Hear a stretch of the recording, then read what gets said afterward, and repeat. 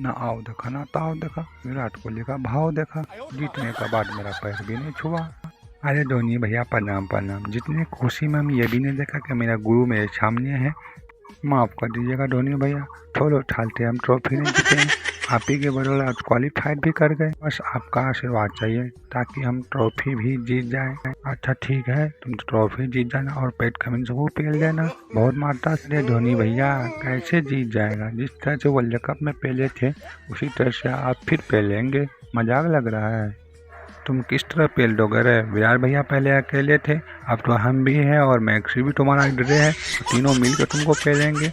और जो कसर बचेगा वो पाटेदार और डीके मिल के पेलेगा।